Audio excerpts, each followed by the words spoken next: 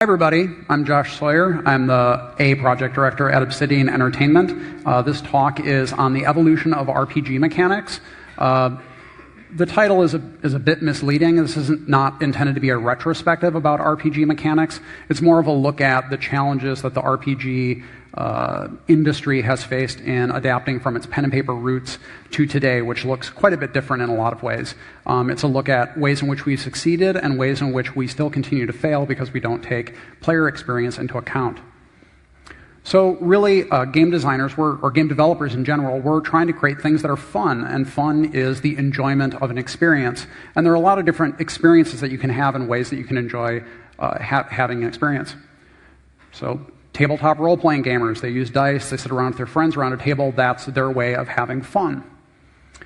This is a Street Fighter tournament, obviously a very different type of experience, but they take fun out of the same sort of things. These are tabletop war gamers. This is very similar to tabletop role-playing game. It doesn't have the role-playing elements, but it's the sort of fascination with dice, tabletop miniatures, and wargaming. And then there are LARPers, and they have fun too, and it's a very different style of experience, and they have fun doing it. So there are a lot of different ways that people can have fun with games, a lot of different mechanics that we can use, whether it's in a sort of an offline or tabletop environment or in a virtual environment on a computer. As game designers, we're engineers of these experiences, and really what these come down to is the experiences that people have. We're not making die-rolling simulators. Rolling dice can be sort of fun and therapeutic, but it's about the experience that you have with your friends doing that. And that's often where I think RPG developers have misstepped in not really understanding why things are fun for people. A little bit about my background, which also leads into why this topic is of special interest to me. I grew up in Wisconsin in the United States. For my educational background, I have a bachelor's degree in history from Lawrence University in Wisconsin. After Lawrence, I went to Black Isle Studios, where I was a designer primarily on the Icewind Dale series of games. And after that, I worked briefly at Midway, and then went back to work with a lot of my ex-coworkers at Obsidian Entertainment. And the last project I worked on was Fallout New Vegas, which was published through Bethesda. Prior to that, I also worked on Neverwinter Nights 2, and I did a little bit of system design work on Alpha Protocol. I am primarily a system designer, but more specifically, I'm a system adapter. I don't actually have a lot of occasions where I design systems from scratch. Usually what I'm doing is I'm taking someone else's system, whether it's from a previous game or an existing intellectual property like Dungeons & Dragons, and I'm adapting it for what I'm working on. That might mean sort of interpreting the rules in a new way, or it might mean revising them to reflect just some revelations that the team has had about how the mechanic works or doesn't work. I am a lifelong, or as close to lifelong as you can really be, I guess, tabletop role-playing gamer and CRPG gamer, but over my time as a developer, I've spread out into a number of different genres as a player. So when I look at mechanics, often I compare things to things from other genres that aren't RPGs. I look at action games. I look at racing games. I look at all sorts of different games, and so that's kind of where my approach comes from. My gaming started with the original Bard's Tale on the Commodore 64 and the sort of red box Dungeons & Dragons basic experience. I actually started with Bard's Tale. I was amazed when I saw it on the Commodore 64. The whole idea of this sort of a game really appealed to me. I played a lot of Dungeons & Dragons growing up, all through high school. When I went to college, I branched out into a lot of different new games. This was sort of during what I consider to be a renaissance in PC RPGs. The first Fallout came out a little while before I graduated. I thought it was very amazing. Baldur's Gate was the first D&D game that had real-time with pause, which was previously seen in Darklands. I really loved Darklands, and so I thought it was a really cool thing to do in a D&D game. But also I was playing other tabletop role-playing games like Vampire. The storyteller system is very, very different from Dungeons & Dragons, has a very different focus. And also games like GURPS that are extremely rules intensive. And of course, I don't know how many of you know things about the history of Fallout. Fallout originally started as a GURPS game. It was Fallout, a GURPS post-nuclear adventure, and then it was sort of changed at the last minute for a variety of reasons. But in a way, Fallout was an interpretation of GURPS rules. So I've been a developer now for 11 or 12 years, and one thing that I've noticed a lot is as we have continued to develop our mechanics and moved more into simulation rather than sort of virtual die rolling, a common criticism of games is that a certain mechanic is pretty good for an RPG, And it's kind of this backhanded compliment, and it's very frustrating for me, in part because this seems to actually be acceptable to a lot of people, not just gamers, but also developers. They think it's okay to have crummy mechanics in games that aren't very fun. It's considered to be okay to suffer through things that aren't really well thought out or poorly implemented because you enjoy the story. And while I also love stories and I love the fact that role-playing games empower the player's ability to make choices that are very meaningful, I think that if you're going to ask the player to engage in something that's not conversation and story, it should probably be fun. So I get really frustrated by this, and I say, why does this happen? And I've thought about it for a long time, and I've come up with a number of my own reasons for why I think this happens. First is that we repeat errors over and over again, despite the fact that we get feedback that people don't actually like it. So we'll implement something, thinking that it's a good idea. People act very frustrated with it, but we keep doing it because it's already part of what an RPG is. We also ignore established mechanics from other genres. So for example, if we implement action mechanics in a game, we don't actually look at action games to see how they did it, which is kind of dumb because we're trying to emulate something where someone has already succeeded. Even if we diverge, we often aren't even looking at the reference material to make sure that we're at a good starting point. We disregard the actions of smart players. So a lot of times we'll put in mechanics that are degenerate. They cause gameplay that really makes players do degenerate tactics, and they're smart, they figure it out, they do it, but we don't really pay attention to the fact that they're just working around our dumb design, and so we just keep going with it. But despite the fact we don't pay attention to the smart things that players do, we listen to the vocal players, who in many cases are wrong-headed. They might be smart and analytic, but they're going about approaching something in a kind of wrong way. But because they're very vocal, we listen to them a lot. It doesn't always work out for them or for us. But fundamentally, we don't consider really the player's experience to be more important than the ideas that we've had or their expectations. And this really comes back to the idea of fun as an experience. We're creating experiences for people. Everything we put in, whether it's combat or lockpicking, or stealth, or planning out your party. The story itself, obviously, that is an experience that you go through. And we have to think about how a person engages that and goes through it. Often, we as designers get locked on an idea as being the most important part of something, whether it's a quest or a mechanic, or because RPG players from tabletop to computers are extremely analytic, they will analyze the sort of concept of an idea rather than thinking through the practical experience of using that. And often we regard that as more important than how it actually feels to use. And that, I think, is where we stumble quite a bit. So with that in mind, I came up with what I consider to be 5 sort of lessons about developing RPG mechanics that I've stumbled over personally. I've seen a lot of other companies stumble over. And these are things that I've learned and try to apply when I'm developing new mechanics or adapting mechanics for RPGs. The first is that mechanical chaos is frustrating. We use mechanical chaos a lot, random number generators in tabletop role-playing games, in part because that is the only way for us to simulate things in a tabletop environment. There are other ways to do it, of course, but that's one of the best ways that we have. Sometimes in a different environment, that thing can actually be frustrating. And actually, in some cases where you can reload, mechanical chaos is pointless. It just causes degenerate gameplay behavior. Second, what you perceive is ultimately the most important thing. RPGers often, and developers, we often focus on statistics, things that you can see a number go up and down, but often we can't actually perceive the effects in games. There are a number of cases where I personally have implemented things in games that are completely broken, and players don't even notice it because the effect is imperceptible, practically speaking. That's not really good for making the player feel good about the choices that they're making. Third, strategic failures are often the worst sort of disappointments for players. Role-playing games are often about strategy, how you plan and build your character. Sometimes you're planning and building an entire party. You're choosing equipment. You're making very long-term decisions. Many RPGs effectively punish you for making poor choices, even if the player really doesn't know a whole lot about the effects of the decisions that they're making. That often limits people and makes them frustrated when playing role-playing games. Fourth, the idea of player versus character is a false dichotomy.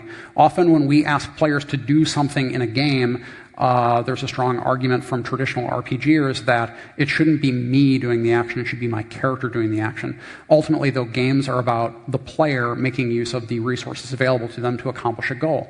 And really, as developers, we need to think about where we put the point of how much are we asking of the player and how much are we asking of the character that they planned. And it's a delicate balance, and it's kind of nuanced, but ultimately it's a false dichotomy. It's not the player versus the character. It's asking how much the player is supposed to manage of anything at any given time.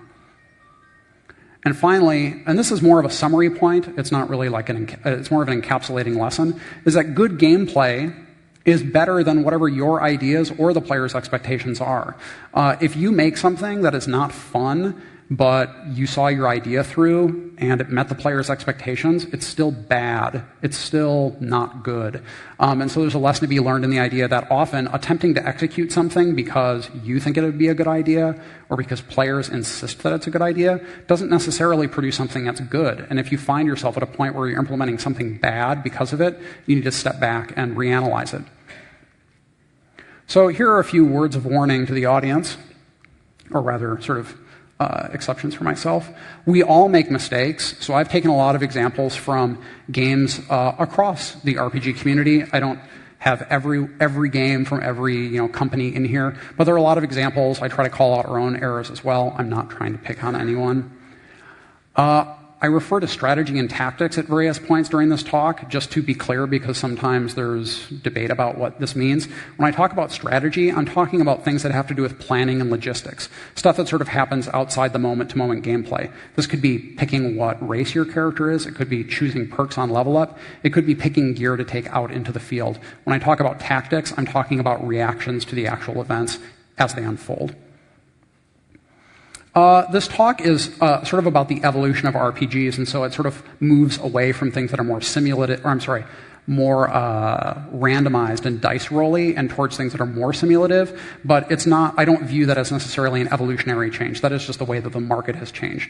A lot of the things that I'm talking about here would also apply to turn-based or real-time with pause role-playing games, where it's more rule-based and less about simulating the player's actions. So I just wanted to make that clear. I refer to a lot of things as RPGs generally. A lot of these things don't even apply to my own standards of what a role-playing game is. I use them because in common usage, people refer to them as role-playing games or role-playing game-esque. So please don't get too hung up on whether I call BioShock an RPG or Deus Ex an RPG or whatever. That's just for examples and because commonly they're referred to that way. But I'm not talking about MMOs. One thing to be clear, a lot of the problems that I'm discussing, they don't exist in MMOs. There are various things about how MMOs work that either alleviate these problems or the problems don't exist in the first place. So I'm not really talking about those games. I'll also exaggerate and I'll say nobody likes something or everybody likes this. I don't actually mean nobody. I know that somebody likes things, even that are very unpopular. It's just usually not a statistical, significantly large group. So as an example, I was not a fan of Braveheart. This is because I'm a history nerd and I got all ticked off about it. But I don't expect anyone to change the way movies are made because I didn't like Braveheart. So when I say nobody, I'm just referring to a very small minority of people. So the first part I want to talk about is that mechanical chaos is frustrating. When I talk about mechanical chaos, I'm referring to randomization and the effects that that has.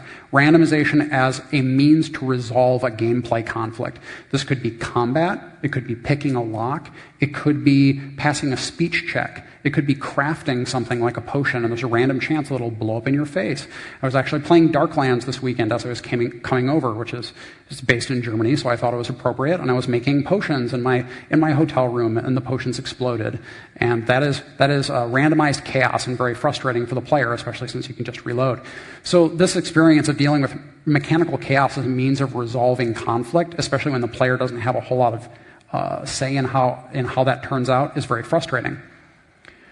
Here's one of the biggest and most obvious ones. So combat, when I first started out in developing games, was mostly a top-down isometric deal where there were virtual die rolls going on behind the scenes, and conflict was resolved that way. So if you were a fighter, you had a pretty good chance to hit based on the armor class, THAC0, all that good stuff.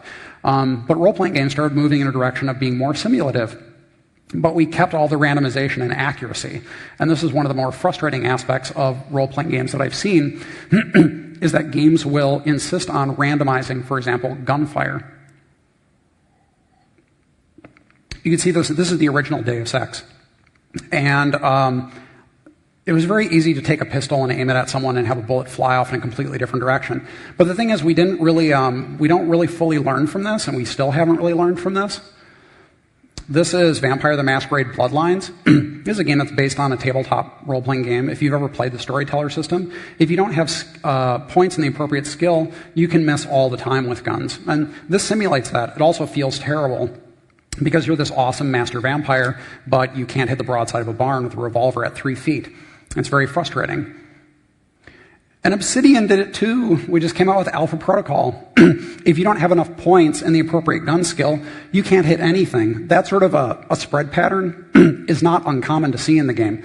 But the thing is, no actual human being likes this. It's very frustrating. It doesn't feel good. You start out being terrible with terrible weapons. You're a terrible character. You're terrible with guns. Your guns suck. And so it's very frustrating. So you really struggle to get to the point of competence in the game. And that's not a good experience for the player because, especially in the case of Alpha Protocol, you're supposed to be this, or actually even Deus Ex, you're supposed to be a pretty cool dude when you start out. You're supposed to be pretty awesome already. And you're terrible. And so it's not good feedback. It's not really fulfilling the idea of what the character is supposed to be. And even though maybe it makes sense that if you're not experienced with guns, you can't hit anything, it's not good. It's not fun for the player. And so that's where the experience breaks down.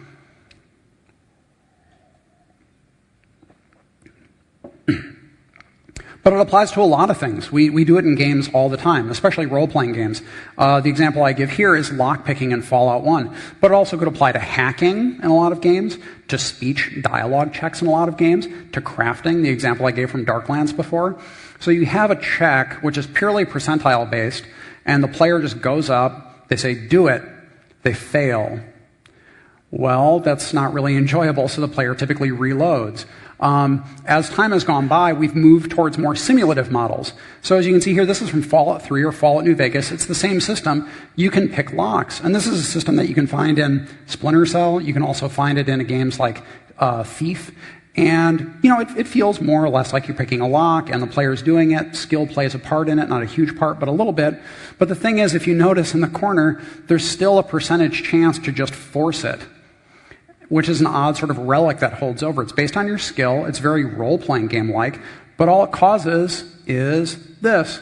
Yay, I'm going to reload the game. If I didn't make the check, I can't get into the container. There's nothing to prevent me from reloading. So any of these sort of checks where there's some really important thing on the line, and if you're going to fail, you completely lose out on something, the player can just reload, and it results in this degenerate gameplay behavior. There's no real reason to continue doing this, but even as recently as Fallout New Vegas, we keep doing stuff like this. Actually, if you've seen Deus Ex Human Revolution, they have a really cool hacking game. It looks really, really neat. But if you look, there's also randomized chances on their little gates that go through their network. So if you hit a bad gate initially, it'll ruin your whole hacking attempt.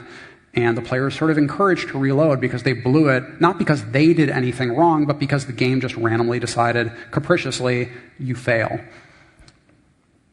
So I want to talk about an example from Fallout New Vegas where I sort of wrestled with a lot of my own personal biases to try to create a good experience for the player without making the gameplay degenerate.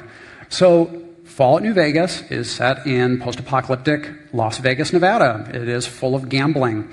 I don't gamble, mostly because I do a lot of math and realize that it is against me and I will lose. And I also don't find it that fun because I'm too analytical when it comes to it. But a lot of people enjoy it. Even though they know they're losing money, they feel that gambling is exciting. It's part of Vegas culture. Also, because the Fallout franchise already had gambling in Fallout 1 and 2, there's a very high expectation that we would have gambling in the game. So there was a problem, or actually there were several problems. The first is that the players had the expectation of casino games. Right away, as soon as New Vegas was announced, people were saying, hey, what casino games are you going to have? And I was just fuming because I didn't want to have any casino games. Because real casino games are house-biased. It's not very fun for the player if they're just continually losing. And they're all against you. By the way, in case you didn't realize it, don't play roulette ever. It's terrible. You will only lose money in the long run. And of course, it goes back to the problem I mentioned before. You can avoid the results if you just reload. So if you want to put 2,000 caps on black, spin it, and you blow it, then you just reload your game and try it again. It's really pointless. Obviously, in real life, you couldn't do that. But in a video game, there's nothing to prevent you. It also potentially breaks the economy. It broke the economy in Fallout 1 and Fallout 2. You can just gamble away, and you have loads and thousands of caps, and you can just go and buy everything, and so it doesn't matter what else you do. You just sit at the gambling tables, and now the economy is broken. That's not really good. But if we try to restrict it, the player's going to have a negative reaction, or very likely they'll have a negative reaction, so there's this conflict there. So I was faced with these things. I knew people wanted this. Even though it was frustrating to me, I really understood why they wanted to do it, but I had to resolve these problems. So my approach was to do these things. First was to have 3 low-impact casino games. We also have a game that's not a casino game called Caravan, and that's more of the strategic game, although it's not super strategic, but just 3 low-impact casino games. The AI is not very complex. And basically the resources on our end were not that expensive. Oh, and those games, I should go back. So the games are slots, blackjack, and roulette. Slots is totally random. There's no strategy to it at all. Blackjack, the player does have to use strategy, but the rules for the dealer are very strict. So the player really doesn't use decision-making. There are very strict rules that, even in real casinos, they just follow based on if the player has 16 or less or 17 or whatever the rules of the casino are. So the AI is extremely simple. And then roulette, again, it's completely capricious, totally random. To address the house bias, your luck score, so there's a luck score, and the special stands for all the abilities in Fallout, and luck is one of your stats. So your special score, what it does is it only increases your odds. So even if you have a 1 luck, which is the worst luck you can have, you still get a bonus. So it pushes things back in the player's favor, because if you sat there and just lost all your money, that would be pretty frustrating. If you have a 10 luck, wowee, you win even faster. But basically, it's always a positive gain for the player. Third, there are anti-cheating measures on load. This made some people a little mad, but too bad, suckers. So what happens is, when you load your game, if you load your game and then run over to a roulette table and try to gamble, it says, the croupier is taking a minute to check the wheel for bias. If you go to the blackjack table, it says, the blackjack dealer is shuffling the decks. And it does this for about 45 seconds to a minute, and it's to prevent this sort of spam. Obviously, a very patient player can get around this, but it disincentivizes players from just doing the kind of brainless, 2,000 on black, I lost, reload, 2,000 on black, reload. So players are more likely to take the results of what they get. The third thing we did is we sort of set and accepted the max winnings from all the casinos. So there are a finite number of casinos in the game, and we have a mechanic that says each casino will only allow you to win this much before they kick you out. And then we just said, you know what, the player can inflate the economy by all the casino's max winnings combined. And the player can exceed it in a few other ways, and that's fine. So we said, yep, the player can flood it with, I don't remember how much it was, but 30,000 maybe caps, and that is okay. Like, we just accepted that's part of the economy. And then what we did is we decided that when the player hit those limits, we would reward them in different ways with things that are not caps. So when you're in a casino and you start winning, once you start approaching the limit, then the floor manager will come up to you and they'll be like, hey, big roller, how's it going? And they'll give you some whiskey, they'll give you a meal. If you do really well, they'll give you a suite there, so it makes you feel like you're really cool. But guess what? You're on a collision course to being locked out of the casino. When you get kicked out of the casino for winning too much, there's actually an achievement that you eventually get called the courier who broke the bank. So in the game, the player is the courier. When the courier breaks all the casinos, meaning they've won the max winnings from all of them, basically like, oh, you're so awesome, you're the hero, you broke the casino, you're amazing. And really, it's our way of saying, please stop gambling at the tables, you're breaking the economy. So we turned what was essentially a negative thing into something that made the player feel really cool because they're the big man. Or lady. So now I just want to look again at sort of randomization and sort of examples of how games have evolved things that were previously very random and now are more deterministic. So 2 franchises that look fairly similar, although one is a little closer in spacing. So if you look at the Elder Scrolls, if you look at this is Morrowind. Morrowind, you could swing your sword at a guy and look like you hit him, but still really miss because there were virtual die rolls going on behind the scenes. This is a frustrating experience. Again, because you're no longer looking in a top-down perspective at someone simulating something, you're actually doing it. And so when you swing and you feel like, man, I hit that guy over and over and over again, but it's not doing anything, That's not enjoyable. A general trend that I've found in gaming is it always feels better to hit and do very little damage than to completely miss. But often, a game like this, you would just completely miss. And here's Oblivion. Pretty much looks the same in a lot of ways. The graphics are better. But what they did is they made it pretty deterministic. The collision detection is not very advanced in Oblivion. It's not like a full-fledged action game or anything. But when you swing your sword, if it looks like you hit a guy, you pretty much hit the guy. So this felt more enjoyable. And they still have a leveling mechanic for your skills that makes it feel like you're getting better with those skills over time. But hitting and missing was not part of the equation. So they removed that layer of frustration. Again, this is Deus Ex. I already showed it and talked about it. And Deus Ex Human Revolution, which is, it's not out yet, right? It's coming out very soon, right? Okay. But if you've seen or had a chance to play any of it, it feels pretty much like a shooter. A lot of the guys that worked on it are ex-Splinter Cell guys or ex-Rainbow Six Vegas guys. And so the gunplay actually feels really good. Wow, an RPG with actually good gunplay that doesn't feel extremely frustrating. And I mean, you can get the crap kicked out of you in this game pretty easily, but there's also that spectrum. You start out being a cool security guy who becomes cybernetic, spoilers, and you can use guns and you're not totally incompetent, and over time you become better and better with them. And so it starts out being enjoyable and you become super awesome over time. It's great. Those are good changes. They make the experience more enjoyable for the player and they can still be role-playing games. I just thought that was a funny tagline. So early on in the development of Deus Ex Human Revolution, in one of their ads, they had, this is actually a quote from, I think, Woodrow Wilson. It says, if you want to make enemies, try to change something. There's a lot of dismay over a lot of the changes in Human Revolution because Deus Ex is a very beloved game by RPG gamers, or many RPG gamers anyway. But ultimately, a lot of the changes they made make the game feel much more enjoyable. But it was this weird backlash. It was this analytical level of looking at the game from a certain perspective of a hardcore RPGer, but really it wasn't about the experience, it was about the idea of making the change. But ultimately, many of the changes felt very good. Obviously, when I say nobody cares about that, somebody cares about that, just not a huge amount of people. Most people want it to feel good and play a fun game. Even looking at Mass Effect 1 and 2, which have a pretty short distance between their developments, you can see a pretty big evolution in their mechanics, especially their combat mechanics. So if you played Mass Effect 1 and used the assault rifle, I'm just going to say something. The assault rifle feels really bad, especially when you start out, it feels terrible. You can't hit anything with that. It's very, very frustrating. It was a way of differentiating the weapons, but it was kind of irritating in a lot of ways, just to be honest. And in Mass Effect 2, they solved that. The assault rifle feels pretty good. Actually, most of the weapons, they feel a lot better. And what they did is they made it feel more like a traditional shooter in many ways. You can still level up, you can still make your character feel like you're better at using those weapons, but you don't start from a position where you're frustrated by using the weapon because the feel is not quite right. Breaking news, there was a presentation yesterday by Silicosta on developing characters for Mass Effect 3. One of the things that was pretty interesting is that the creatures were essentially developed from a gameplay perspective first.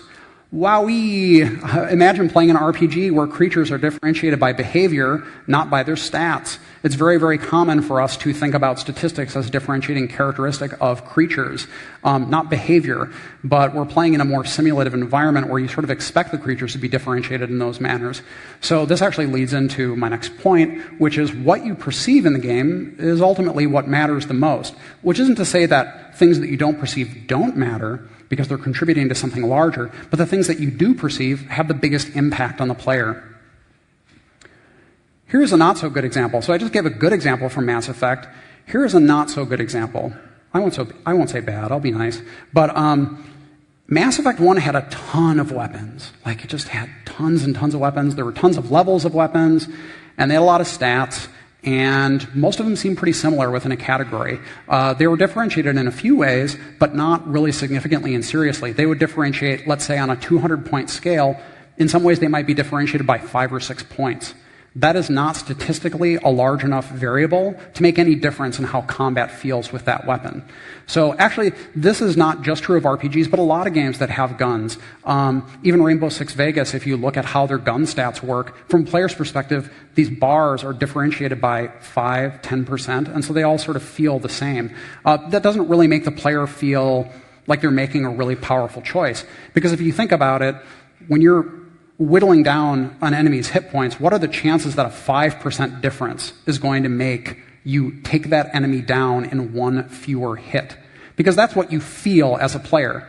Blam, blam, blam, blam, blam. If it takes me 4 shots or it takes me 2 shots, that's a difference that I can perceive. If it still takes me 4 shots, but the 4th shot killed him a little more, that doesn't mean anything from my perspective as a player. So that sort of weapon differentiation isn't so hot. However, I will say that between the weapon categories, like I said before, they did feel very, very different.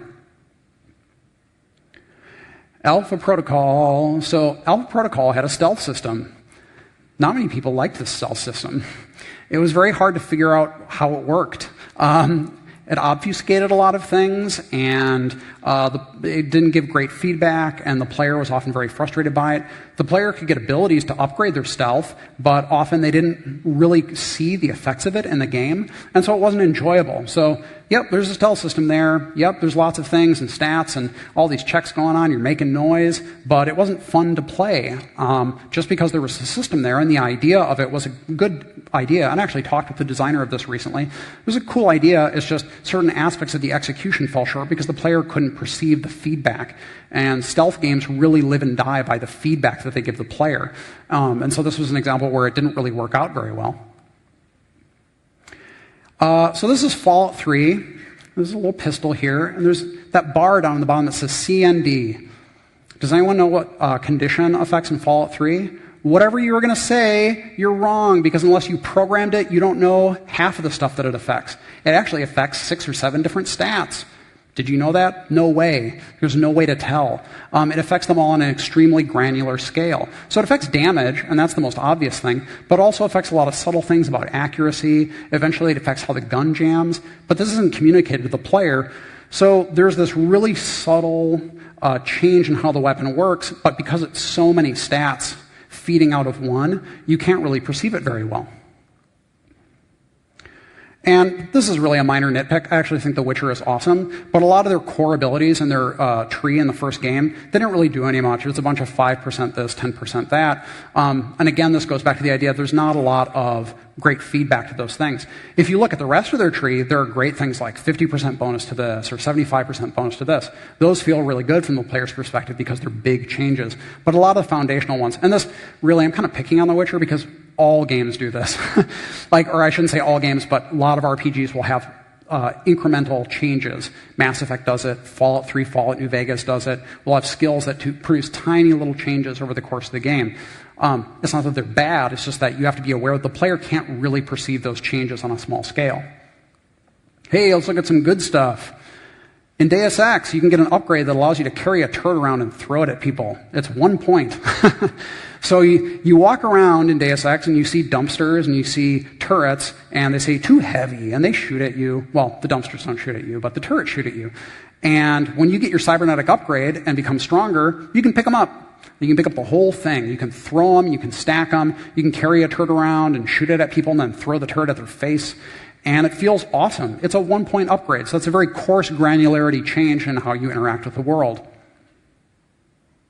In Fallout 3, Etymologist. This goes back to the idea of a very simple perk that adjusts your damage, in this case against insects. Scorpions are not really insects, but it applies to them. And it's a 50% bonus to damage. 50% is pretty big.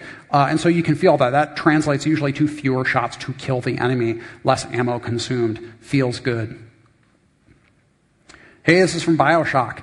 That's the starting revolver on the left, and then the upgraded revolver on the right. One, the visual change is hilariously large. Also, you've tripled the amount of ammo that you can shoot out of this gun, and that feels great. I mean, a 300% ammo increase is very, very noticeable. And then Mass Effect. The guns weren't differentiated that well, but the ammo types were actually very well differentiated. In Mass Effect, if you saw a synthetic target and you used the appropriate armor-piercing ammo, they died super quickly. If you saw an organic target and you used the sort of hollow point equivalent, they died super quickly. It felt good to use the right ammo type. So that feedback was actually really, really good. Now I want to talk a little more about sort of specific examples from Fallout New Vegas and Dungeon Siege 3. So this goes back to player perception. In Fallout New Vegas, for a while I considered doing something that adjusted how much damage the companions did and took. There wasn't a really clean way to do it, and so ultimately I left it alone. But companions in Fallout New Vegas essentially did 100% of their potential damage, and they would take 100% of potential damage coming towards them. So this made them sort of like little versions of you that were following you around. They might not be exactly as tough as you, but they were about as tough as you.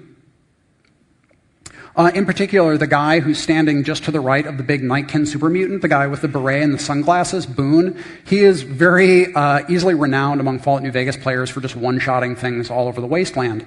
And it's kind of cool in a way, but it makes the player feel like they're not really doing very much often. They can walk around and they'll hear blam, and his rifle goes off and the bolt cycles, and there's just a headless guy over the hill. Like, good job, Boone, I guess. But the player isn't really doing very much, and so that experience, it's really supposed to be about the player doing things, not the companion, or the companions doing things for the player.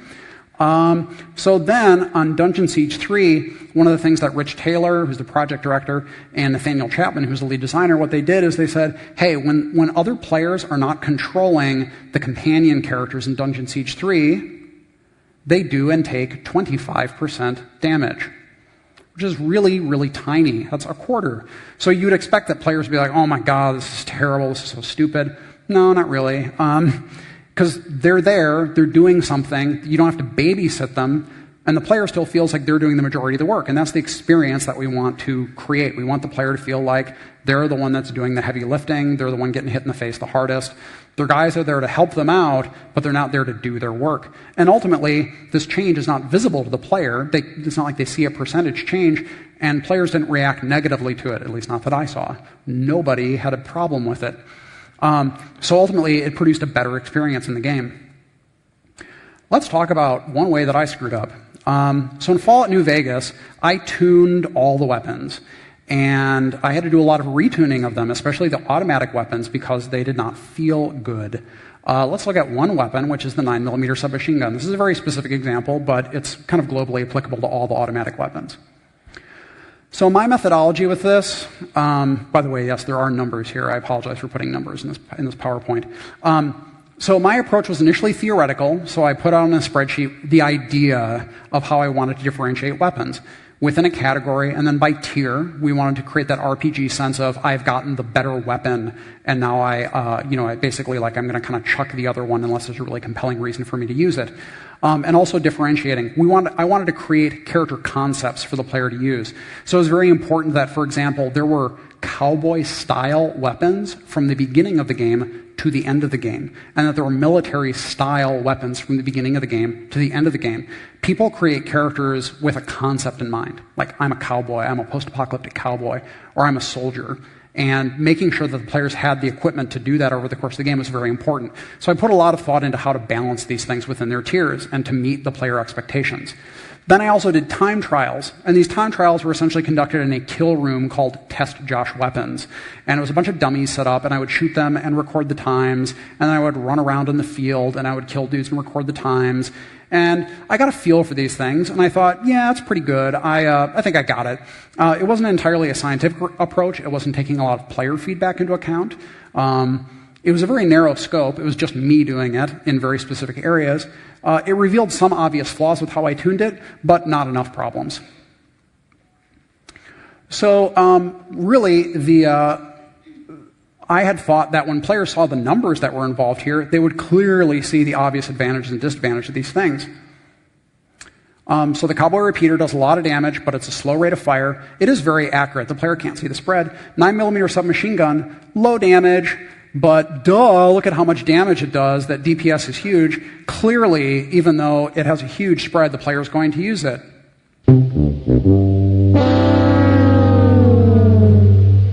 No, nobody used that weapon. It felt really bad. It felt terrible. Really, people found that because it did such low damage, they didn't want to use it against anything that had armor, and because its spread was so bad, it felt like you had to jam it into a target's gut to get it to do anything. So nobody used it. I would watch videos, I'd see people analyze it, and they just didn't enjoy using it. So when I went back, I didn't have to change that much about it. I bumped the damage up a little, and I reduced the spread quite a bit, and that actually made all the difference. And that's what I did to all the automatic weapons. My problem was that I had insisted that people's feedback on it initially from testing was wrong, and that I was right because my narrow scope of testing had revealed a certain result. But really, when faced with the facts that people didn't feel like it was a good weapon, I had to not overcompensate, but I had to really push it to make people feel like it was worthwhile.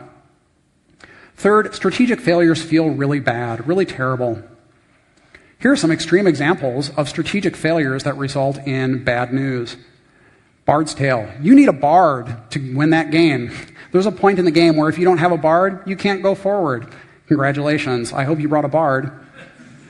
Thief of Fate. The significance of that title is that you need a thief at the end of the game. That's the only point in the game where you need it because Tarjan keeps casting Farfo on you and you need to creep up and backstab him. Hope you spent 6 hours in Tarmestia, I think it's Tarmestia, with a thief because otherwise you can't beat this guy. Here is something that I have a lot of experience with. Most of the games that I've worked on are D&D licensed games. D&D is not a game system for people that are not used to the strategic requirements of it. Again, when I talk about strategy, I mean party planning and character planning.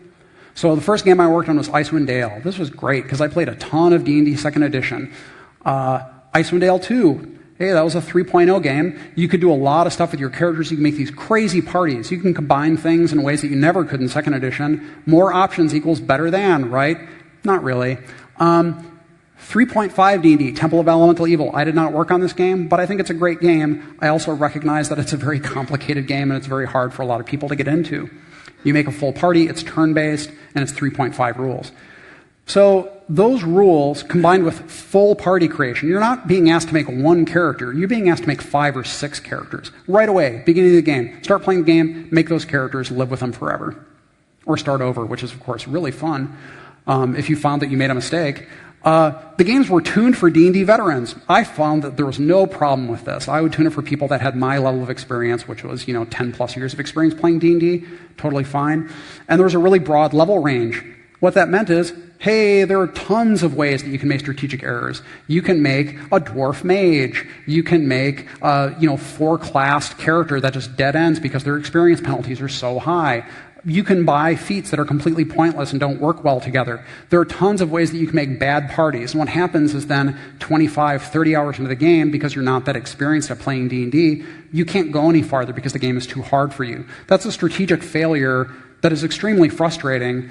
And yes, the player made the error, but we placed an extremely high demand on them, which was a very high level of familiarity and prescience about what was going to be expected of them. Compared to something like Neverwinter Nights, it's actually pretty forgiving. One character, simple companions, very streamlined rules in many cases. This is, something that at the time I'm like, oh, why did they simplify that? Bip, dip, dip, dip, dip, dip. Very simple UI, but it's a lot harder to make strategic errors. And so a lot of ways, Neverwinter Nights is it's an easier game for someone who's new to D&D to get into. Yes, it doesn't give as many options. Yes, you can't tweak quite as many things. We put a lot of that back in Neverwinter Nights 2, and Obsidian worked on Neverwinter Nights 2, but it actually caused a ton of problems. Players, again, could make terrible parties. They could upgrade their companions in terrible ways. It could feel very frustrating to use. Here's another example. Fallout 1 and 2. Don't tag big guns. You're not going to find any big guns. If you've played it, you're not going to find any big guns for about 4 to 6 hours. So if you tag that, and by tagging that means pick it as one of your specialty skills, you're not going to find anything that uses that skill for a very long time. That's a strategic error the player made, but they have no way to know that they're making that error. Fallout 3 should be better, right? No, not really. It was a little bit better. You can find those weapons a little bit earlier, but still you're putting points into something with very limited use, not a lot of weapons, you don't find them that often, and they don't have broad applicability. And that's why in Fallout New Vegas, we essentially got rid of the big gun skill and just pushed all those guns to different weapon categories. So the Gatling laser and the flamer and the incinerator, they all went to energy weapons. The Fat Man and the missile launcher went to explosives, and the minigun went to guns.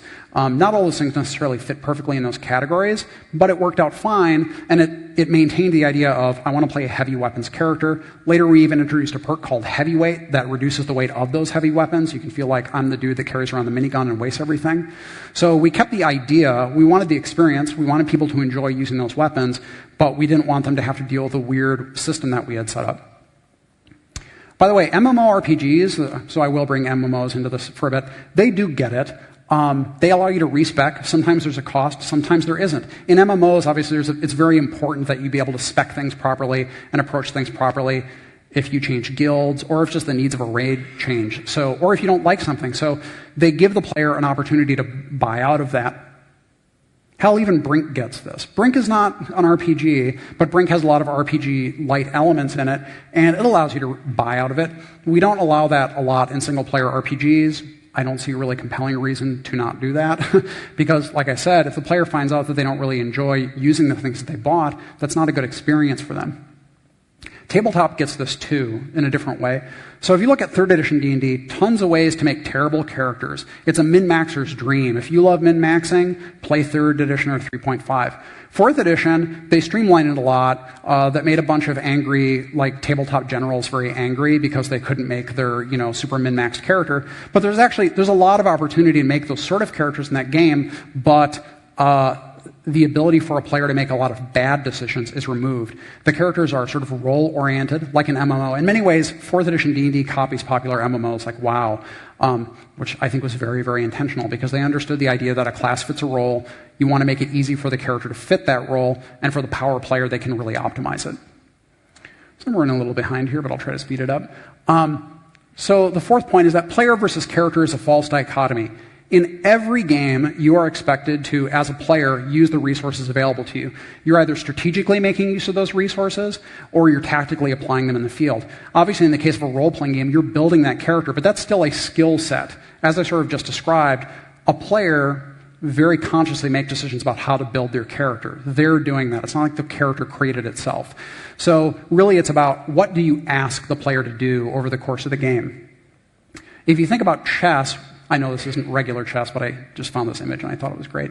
If you play regular old chess, the demands and constraints, it's relatively slow paced. Even if you're playing speed chess, it's one-on-one. Your strategic and tactical concerns are pretty gated. How many people are familiar with bug-out chess or Siamese chess? Show of hands, anybody? Wow, like 2 people? So Siamese chess or bug-out chess is a game where, as you might imagine, you're playing with 4 people. Your partner is the person diagonal from you. They're playing they're playing the opposite color. And what happens is they take pieces and then give those pieces to you that you can then place on the table. As you might expect, this changes the dynamic of chess a great deal. A lot of chess teachers really hate it because it changes the mentality a great deal. It's a different expectation and different demands of what the player is expected to do. Take something like Baldur's Gate 2. This is a real-time with pause game. You have a big party. There's a lot of stuff going on. It's not quite the same thing as a turn-based 3.5 game.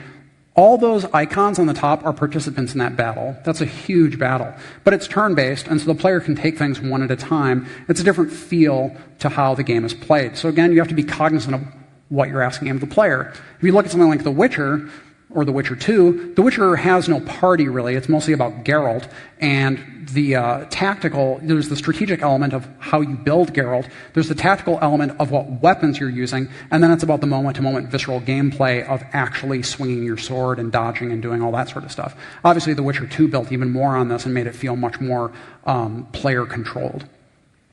So you have to be cognizant of what you're demanding of people. In a game like Dragon Age 2, you have a party to manage, or Dragon Age 1 or 2, you have a party to manage, and you do have action game combat, but the demands are not super high for the player in terms of what the action demands of them. And this isn't really about whether an RPG gamer can play Twitch gameplay. It's about just understanding that if the player is expected to manage a whole bunch of stuff, you shouldn't also expect them to be a master of the sort of real-time combat. Dungeon Siege 3 is a little lighter on the party management, and so it's heavier on the action game elements. But even so, we're still not making Ninja Gaiden Sigma.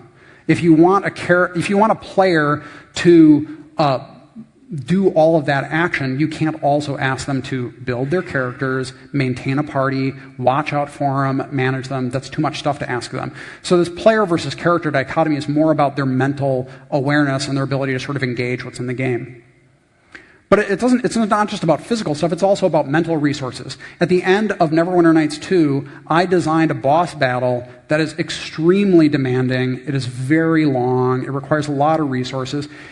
I don't know if you can see it here, but there's a scroll bar because you have even more party members. You have every companion that you've had in the game, minus a couple that betray you, spoilers. You have to manage all of them. All those icons are effects that are added on. It is crazy. RPG purists might say, like, I've played tougher. But that's kind of the point, is that if you're not a hardcore RPG gamer, that's extremely frustrating. It's a lot to ask of people.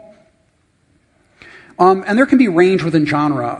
It doesn't mean that there's like a sweet spot for how much you ask of them. Fallout 3 and Fallout New Vegas are really games about exploration, and so the combat is not extremely challenging. There's VATS to fall back on if you get sort of flustered and fall back. It's really about sort of the role-playing experience in the environment. If you look at Mass Effect is not really about exploration. Mass Effect is a lot of cover-based combat, a lot of conversation, and so the combat in Mass Effect and Mass Effect 2 is more challenging because it expects more of the player because it's more of a central component of the game. And it doesn't just have to do with combat. You can also apply it to things like stealth. Again, Oblivion, Fallout 3, Fallout New Vegas, shadow-based stealth. The player has to use darkness, move from shadow to shadow, be aware of the characters in the environment.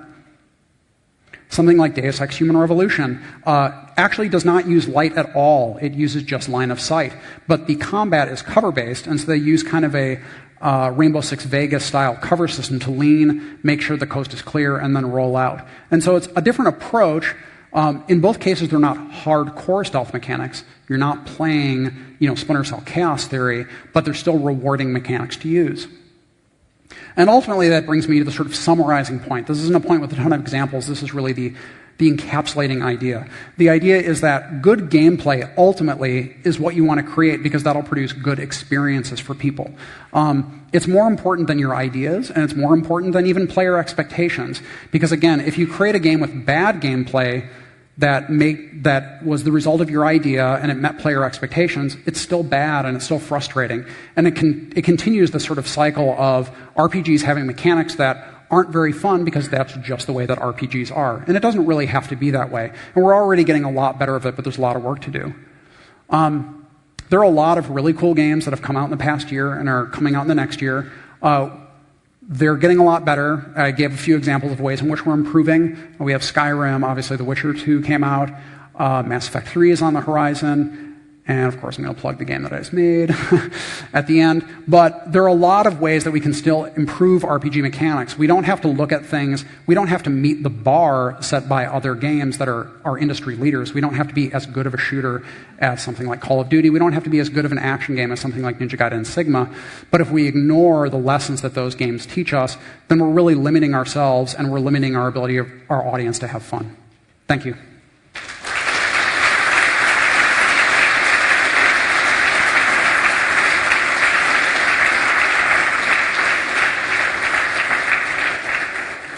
I went over a little bit. Do I have like 5 minutes? Do I have any time? No one's saying no, so I guess I have time. I wanted to thank a few people. They're listed over on the right. These are people from my company that helped me either get here or reviewed my work.